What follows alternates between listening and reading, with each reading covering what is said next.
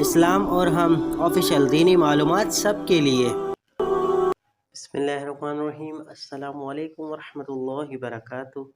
اس video کو آخر تک ضرور دیکھیے گا، ثواب کی نیت کے ساتھ دوستوں کے ساتھ شیئر بھی ضرور کیجیے۔ بیوی کی عزت نفس ہوتی ہے۔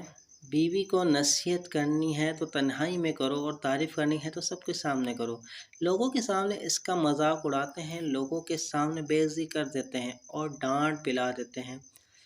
اپنے طور پر تو وہ اچھے بن جاتے ہیں، دوسروں کا تاثر یہ ملتا ہے کہ دیکھو گھر میں میرا کتنا کنٹرول ہے۔ بہن کے سامنے بیوی کو ڈانٹ دیا، ماں کے سامنے بیوی کو ڈانٹ دیا اور ماں کی نظر میں اچھے بن گئے۔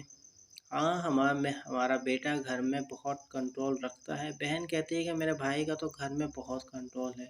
یوں اپنی ماں بہن کی نظر میں بڑے اچھے بن گئے، مگر حقیقت اپنی بیوی کی نظر میں انہوں نے اپنے وقار کو صفر بنا دیا۔ اس لیے کہ ہر ایک کی اپنی عزت نفس ہوتی ہے۔ جب کسی کی عزت نفس کو محروم کیا جاتا ہے تو پھر اس انسان کا دل ٹوٹ جاتا ہے، اور یہ چیز گناہ میں شامل ہے۔ لہٰذا اس کی عزت و نفس کا خیال رکھنا چاہیے۔ اس کو بھی نصیحت کرنی ہے تو تنہائی میں کرو، اور اگر تعریف کرنی ہے تو لوگوں کے سامنے کرو۔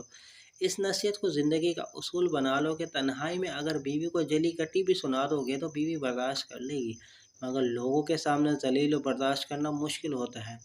اس لیے یہ بات ذہن میں رکھیں کہ بیوی کو دوسروں کے سامنے کبھی بھی اس طرح تنقید کا نشانہ نہ بناؤ کہ وہ زندگی کی ساتھی ہے۔ تھوڑا وقت جو دونوں کو علیحدگی میں ملتا ہے، اس میں ایک دوسرے کو چاہو جو سمجھانا ہے۔ لوگوں میں تم اس قسم کی باتیں کرنے سے گریز کرو۔ یا ویڈیو پسند آئے تو لائک کر دیجیے، کمنٹ سیکشن میں قیمتی رائے سے آگاہ ضرور کیجیے گا۔